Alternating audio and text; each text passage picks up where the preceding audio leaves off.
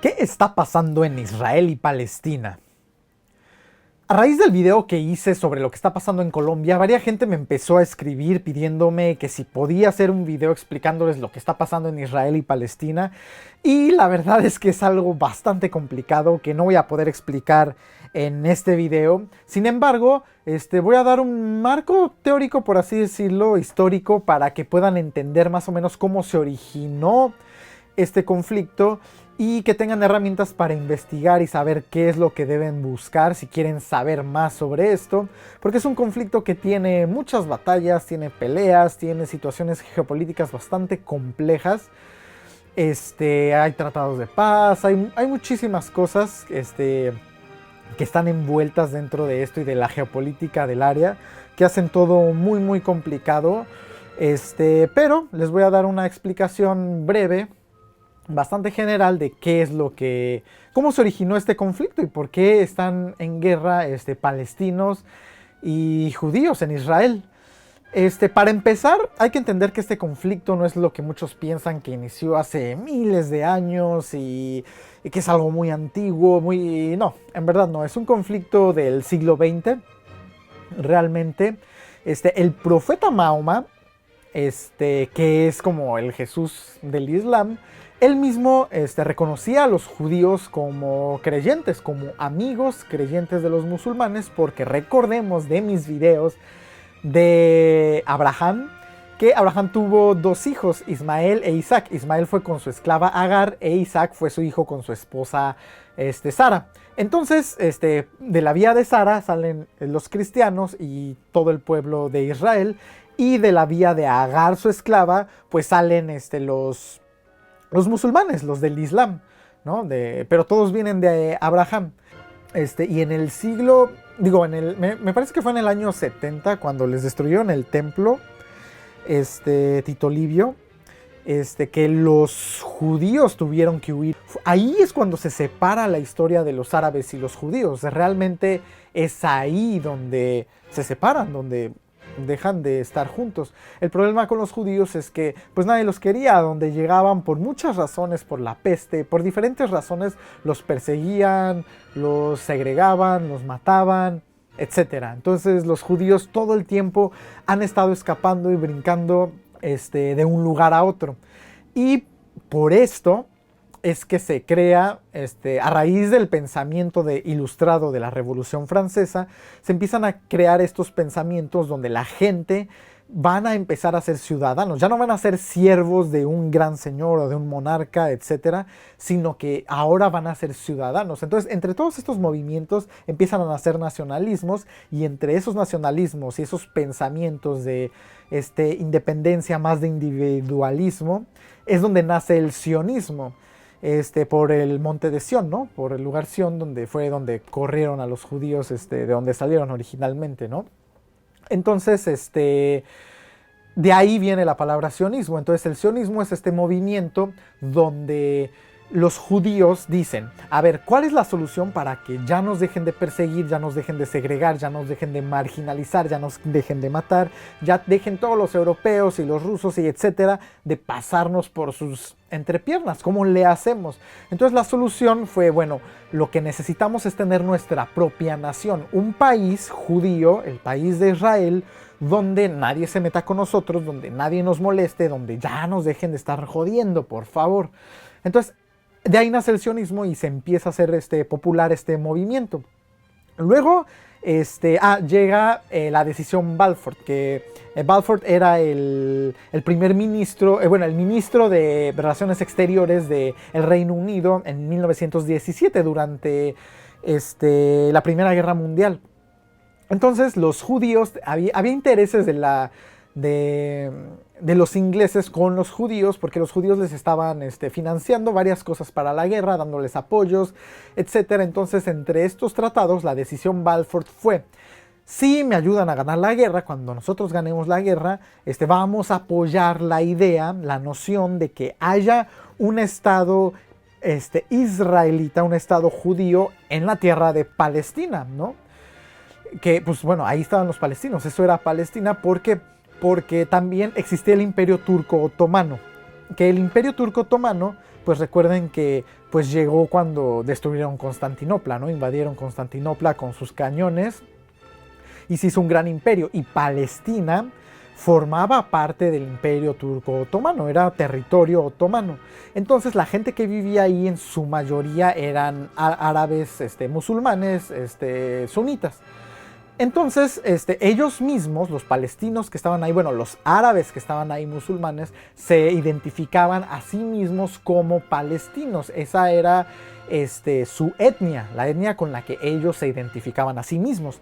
Entonces, estos ingleses que les habían prometido a los judíos que sí, que si ganaban la guerra, ellos iban a dejarles tener ahí su territorio. Pues eso era problemático porque los palestinos pues ya llevaban ahí pues unos 2000 años mínimo, ¿no? O más de 2000 años. Entonces, pero al mismo tiempo, después con el Imperio Turco Otomano, cuando acaba la la Primera Guerra Mundial, que las potencias europeas se empiezan a repartir los territorios que quedaron del Imperio Turco Otomano, porque se disolvió, entonces esos territorios se los reparten entre los europeos, y a Inglaterra le toca la parte que hoy es Palestina e Israel. Entonces los ingleses dicen, pues, antes de que acabara la guerra, los ingleses le prometen a los palestinos, les dicen, si me ayudan a ganar la guerra y se rebelan contra el Imperio Turco Otomano, nosotros vamos a crear ahí el Estado independiente de Palestina.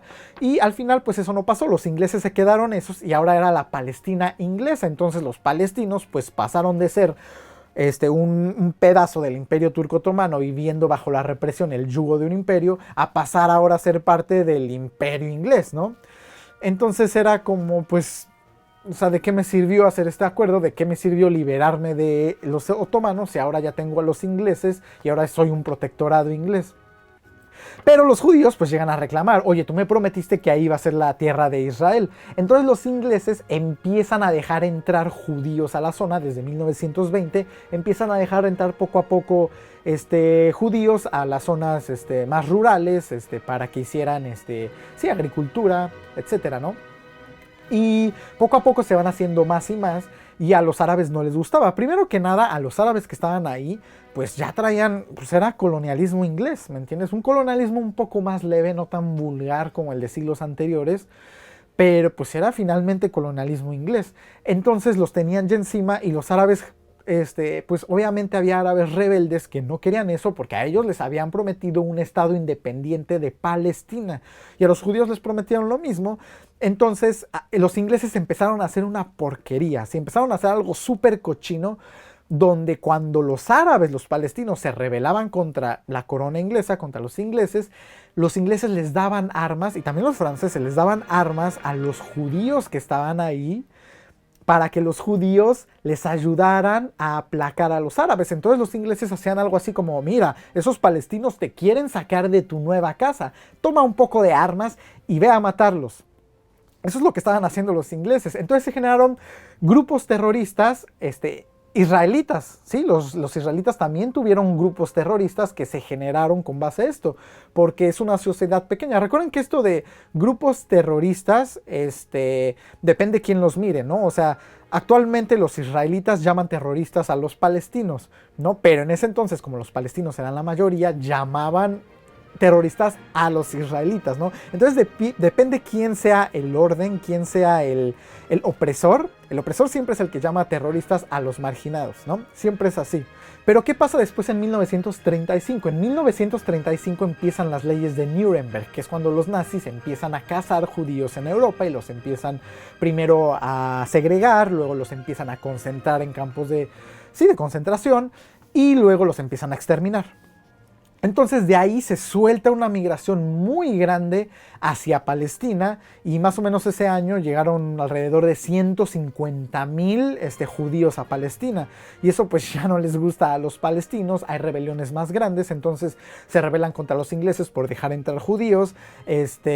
Los ingleses tratan de aplacarlos con los armando a los judíos, y luego pues por la presión de los árabes, los ingleses deciden cerrar las fronteras y ya no dejar entrar judíos. Entonces los judíos presionan a los ingleses con movimientos armados, terrorismo, etcétera. Bueno, entonces los ingleses, deciden dejar entrar un poco más de judíos, y así se la llevaban los ingleses con ese juego muy cochino.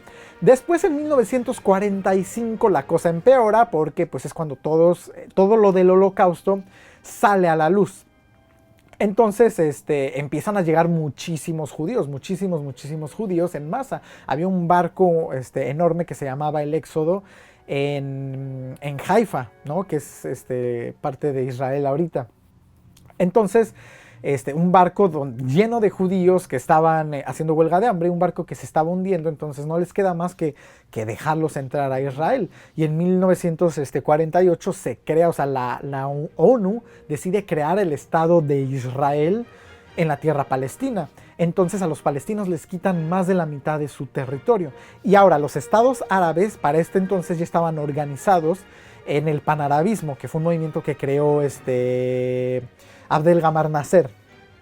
Entonces él crea, que es egipcio, el presidente de Egipto en ese entonces, crea el panarabismo, que es, bueno, todos los países árabes nos vamos a unir para que ya los europeos dejen de pasarnos por sus entrepiernas, y nos vamos a unir para que ya no abusen de nosotros los europeos con su colonialismo y que ya no nos roben nuestro petróleo, etcétera, etcétera.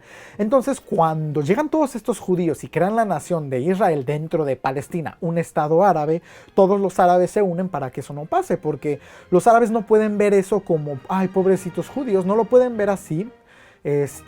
Porque los árabes también tienen ya mucho dolor, tienen mucho rencor, porque los han marginalizado mucho, les han robado el petróleo, etcétera, etcétera.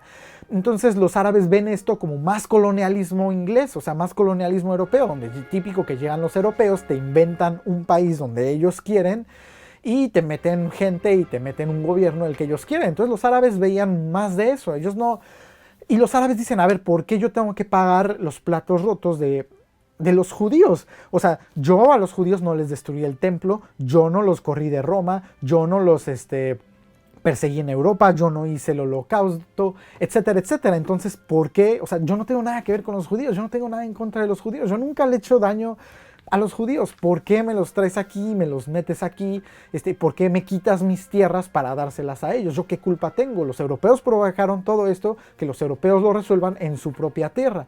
Pero bueno, nada pendejos los europeos, hacen eso, y obviamente hay guerra, obviamente hay rebeliones. Entonces los estados árabes se unen, Egipto, Siria, Líbano, Transjordania, Palestina, se unen para sacar a los israelitas de ahí, que en verdad ellos no tenían nada en contra de los israelitas, tenían algo en contra del colonialismo europeo y de la herencia del colonialismo europeo y de lo conchudos y abusivos que siempre fueron los europeos con ellos.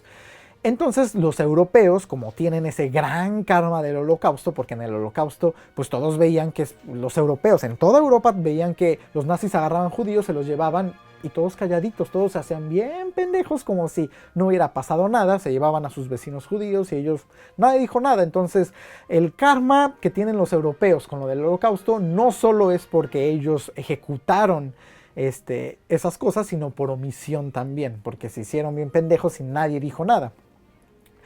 Entonces los europeos tienen que resolver eso y apoyan a los israelitas, les dan armamento a los israelitas, los ingleses y los franceses. Entonces los israelitas le ganan la batalla a los árabes y los israelitas empiezan a ocupar territorio palestino. Se empiezan a quedar las cosas y se empiezan a hacer diferentes guerras con Egipto y Siria, y el territorio de los israelitas iba siendo más grande, después más chico, etcétera. Iban cambiando paz por territorios. Y así en diferentes batallas, en diferentes épocas de la historia. Y algo importante es, por ejemplo, cuando los egipcios firman el tratado con los israelitas de Camp David. Los tratados de Camp David, donde por primera vez un país árabe hace la paz con los israelitas. Entonces, pues otros países árabes se molestan por eso, lo ven como una traición, incluso matan al presidente egipcio de ese entonces, y el problema se empieza a hacer pues grande, lejos de o sea, se calmó con los países árabes, porque desde que Egipto hizo la paz con Israel, los otros países árabes le bajaron bastante y eventualmente hicieron la paz, no formal, pero sí en la práctica. Y después empezó el conflicto ya al interior, donde pues los únicos territorios que les quedaron a los palestinos es Cisjordania y la Franja de Gaza. Pero cuando los israelitas recuperan la Franja de Gaza, pues cuando los palestinos recuperan la Franja de Gaza, los israelitas les hacen un bloqueo, donde los palestinos empiezan a vivir muy mal, tienen 40% de menos empleos, cosas así, empiezan a vivir bastante mal. Y luego pasa otra cosa, porque los israelitas empiezan a construir asentamientos en territorio palestino, en la parte de Cisjordania. Entonces los judíos llevan al ejército, les quitan sus casas y sus propiedades a los palestinos, los corren de ahí por una ley que les permite hacer eso. A los judíos sí, pero a los palestinos no. Entonces les empiezan a quitar sus casas, sus tierras, y empiezan a construir asentamientos, y les dicen a los israelitas: vénganse a vivir para acá, está bien barato, por los palestinos no se preocupen, les vamos a poner el ejército para que no les hagan nada. Y así se las llevan. Y hoy en día, empezó en los 60, esos asentamientos. Y hoy en día siguen haciéndolo. Y eso es es totalmente ilegal. Eso es un crimen internacional. Eso es ilegal. Tú no puedes llevarte a tu población civil a vivir a territorio ocupado que no es tuyo. No puedes hacer eso. Eso es ilegal. Y eso viene desde la Convención de Ginebra. Entonces eso no es para nada legal. ¿Y qué es lo que pasa? Cuando tú... ¿Cómo surge el terrorismo? Con esto no estoy tratando de justificar el terrorismo. El terrorismo realmente yo creo que no tiene justificación, pero sí tiene explicación. ¿Cómo ocurre el terrorismo? El terrorismo empieza porque si tú agarras a un pueblo, a una sociedad, haces que vivan mal, en condiciones muy precarias, les quitas su tierra, les quitas su trabajo, los limitas, porque hoy los palestinos están limitados, o sea, no tienen libertad de movilidad total, más que dentro de donde viven, y no siempre les controlan servicios, o sea, básicos. En algunos lados hasta les controlan el agua, les controlan la luz, les controlan la prensa, etcétera. Entonces, si tú tienes una sociedad que vive así, que vive reprimida, que sufre porque a veces no tiene qué comer, porque no tienen empleo, etcétera, pues obviamente la gente se desespera, y es como empieza el terrorismo. Y ahora, si tienes otros grupos, o sea, por ejemplo, los palestinos que se salieron así desde los años 40, desde 1948, salieron más de 700,000 palestinos, tuvieron que abandonar el país, y actualmente hay más de 7 millones de palestinos viviendo fuera de Palestina. Entonces, desde ahí ellos financian a los grupos terroristas como Hamas, para que peleen en contra de Israel, ¿no? O al Hezbollah, entonces, que está en Líbano. O sea, son los palestinos que se asentaron en Líbano huyendo. Pues ellos empezaron ataques terroristas hacia Israel también. Entonces Israel todo el tiempo ha estado rodeado de enemigos. O sea, Israel no ha dormido ni un solo día desde la creación de Israel, ni un solo día han dormido en paz. Entonces, por eso militarmente han avanzado tanto, porque porque se tienen que defender de todos los enemigos que tienen alrededor. Entonces, si tú les empiezas a dar armas a los pequeños grupos marginados, pues empiezan a hacer terrorismo.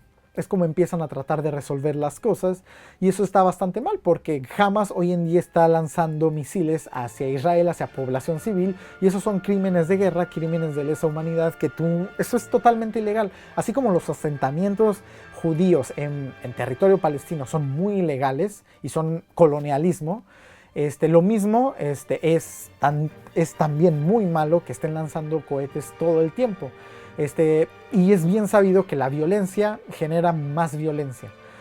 Y entonces, eso no se va a resolver así. Con violencia no se va a resolver. La historia ya nos ha enseñado muchas veces que las cosas se pueden resolver en forma pacífica, dialogando, etcétera, ¿no? Tenemos como ejemplos la independencia de la India, el movimiento que inició Nelson Mandela para la disolución del apartheid en Sudáfrica. Tenemos lo que hizo Martin Luther King, las mismas feministas. Lo que han logrado las feministas ha sido en forma pacífica. Nunca ha habido un movimiento armado oficialmente feminista jamás, ¿no?